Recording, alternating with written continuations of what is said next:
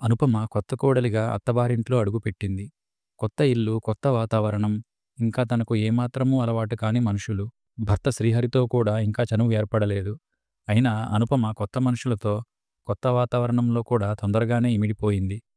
అందరితో కలుపుగోలుగా ఉంటుంది కనుకే అనుపమ తల్లి కూతురిని అత్తవారింటికి పంపిస్తున్నా ఏమాత్రం వ్యాకులపడకుండా తన కూతురి సమర్థతపైన నమ్మకం పెట్టుకుంది. అనుపమ అత్తవారింటికి వచ్చాక 2, 3 రోజులు వారింటి పద్ధతులను నిశితంగా గమనించింది. మామగారు గవర్నమెంట్ ఆఫీసులో పనిచేసి రిటైర్ అయ్యారు. ఆడపడుచు ఇంజనీరింగ్ 2వ సంవత్సరం చదువుకుంటోంది. మరిది బీకాం ఫస్ట్ ఇయర్ చదువుతున్నాడు. అనుపమ స్టేట్ బ్యాంక్ ఆఫ్ ఇండియాలో ప్రొబేషనరీ ఆఫీసర్గా పనిచేస్తోంది.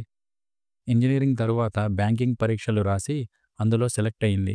భర్త అరబిందో ఫార్మాలో సైంటిస్టుగా పనిచేస్తున్నాడు. తను ఉదయం 9 గంటలకల్లా ఆఫీసుకు బయలుదేరుతుంది. శ్రీహరి 8ంటికే వెళ్ళిపోతాడు. అత్తగారే ఉదయం పూట వంట చేస్తారు. ఇంట్లో ఎంతమంది భోజనం చేస్తారు, ఎంతమంది లంచ్ బాక్స్ తీసుకెళ్తారు అన్న ఆలోచన ఉండదు ఆవిడకు.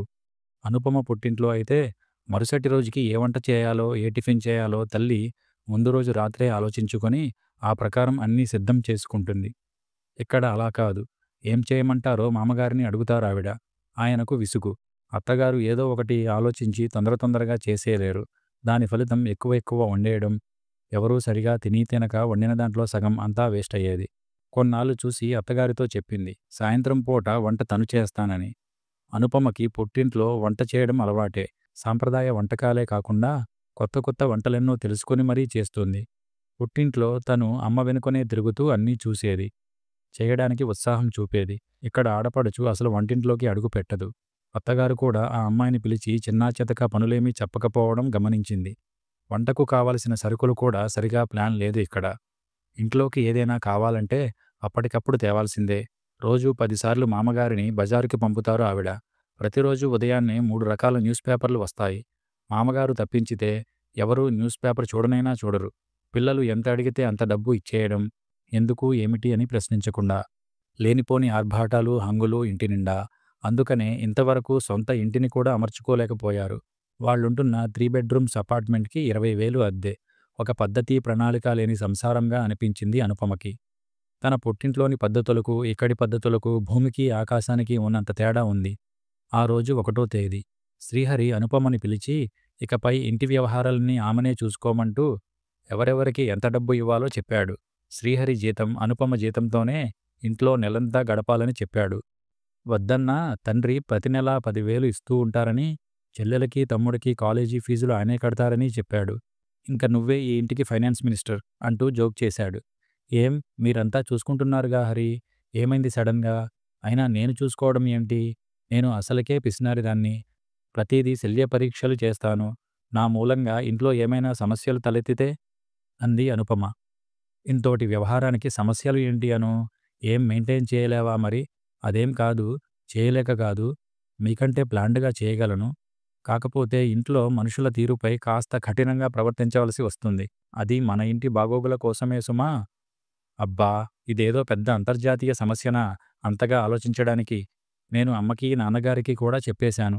ఇక నుండి ఏది కావాలన్నా అనుపమకే చెప్పమని, నాకు వీలు కావడం లేదని. నాన్నగారు, అమ్మ సరేలేరా కోడలు ఏమైనా పరాయి మనిషా అన్నారు. నా ATM card, bank cheque books అన్నీ నీ బీరువాలో పెట్టాను. అన్నీ చూసుకో మరి అంటూ నిద్ర వస్తోందని బెడ్రూమ్‌కి వెళ్ళిపోయాడు. ఇంకా అనుపమ తను అనుకున్నట్లుగా తన ఆలోచనలన్నింటినీ ఆచరణలో పెట్టింది. మామగారిని మెల్లిగా అడిగింది. మామయ్య, మీరు ఏ న్యూస్ పేపర్ చదువుతారు అని. ఆయన చెప్పగానే, మిగతావి ఎవరూ చదవనప్పుడు అనవసరం కదా మామయ్య అంది. అవునమ్మా, నేను హరికి 2, 3 సార్లు చెప్పాను కూడా, వాడు పట్టించుకోలేదు అన్నారాయన. వెంటనే ఆయన చదవని న్యూస్ పేపర్లను వేయవద్దని పేపర్ బాయ్‌కి చెప్పేసింది. నెలకు సరిపడా ఇంట్లోకి సరుకులు ఏం కావాలో అత్తగారిని అడిగి లిస్టు తయారు చేసింది. పాలు కావలసిన వాటికంటే అదనంగా 2, 3 ప్యాకెట్లు తెప్పించడం, అవి వాడకపోవడం, విరిగిపోతే బయట పారబోయడం చూసింది. వెంటనే పాల ప్యాకెట్లు తగ్గించేసి, అవసరం అనుకున్నప్పుడు అదనంగా తెప్పించసాగింది. అలాగే వాళ్ళు రెగ్యులర్‌గా వాడే మందులు కూడా నెలకి ఒకేసారి తెప్పించేది. కూరగాయలు కూడా వారానికి ఒక్కసారే తెప్పించేది. దాంతో మాటిమాటికి మామగారు సంచి తీసుకొని వెళ్ళడం తగ్గిపోయింది. అలాగే ముందు రోజు రాత్రే ఎవరెవరు టిఫిన్ తిని వెళ్తారో, లంచ్ బాక్స్ ఎవరెవరు తీసుకెళ్తారో కనుక్కొని మర్నాడు ఏమేమి తయారు చేయాలో ముందుగానే అత్తగారికి చెప్పేది. కొన్ని కాయగూరలు ముందు రోజు రాత్రే అనుపమ తరిగి రెడీ చేసేది. సాయంత్రం పూట అనుపమ వంట చేస్తున్నప్పుడు ఆడపడుచు శిరీషను పిలిచి, సరదాగా కబుర్లు చెబుతూ ఆమెతో చిన్న చిన్న పనులు చేయించేది. రాత్రిపూట అందరూ ఒకేసారి కలిసి కూర్చొని డిన్నర్ చేసేలా ఏర్పాటు చేసింది.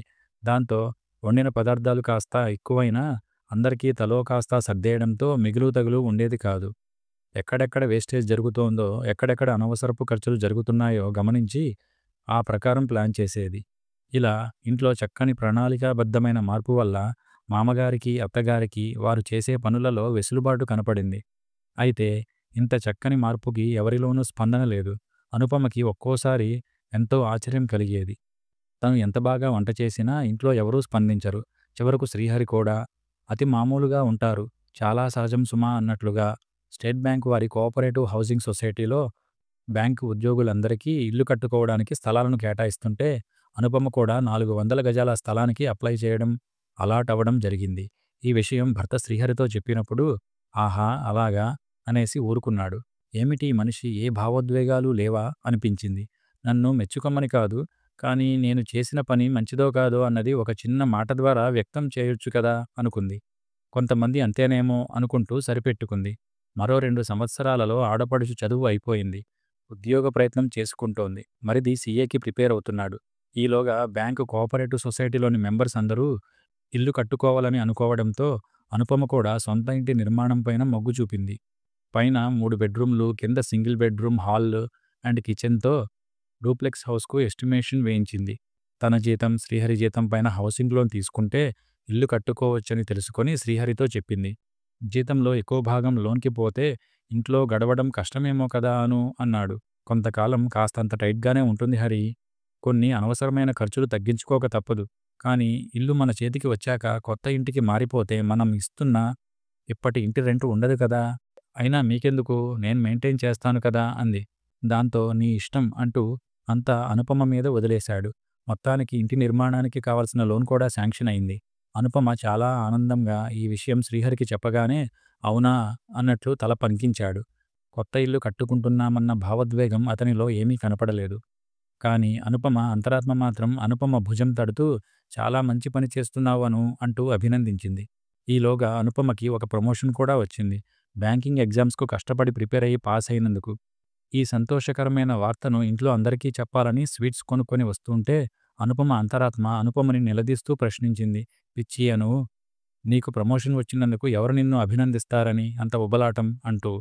నాకు నేనే అభినందించుకోవాలండి అంతరాత్మగారు, మరి ఏం చేస్తామండి అంటూ సమాధానపరిచింది. ఏ భావోద్వేగం వ్యక్తపరచని మనుషులైనా ఇంట్లో ఎవరూ చెడ్డవారు కాదు. తనను అభిమానిస్తున్నారు. తను ఏ పని చేసినా వంకలు పెట్టడం లేదు.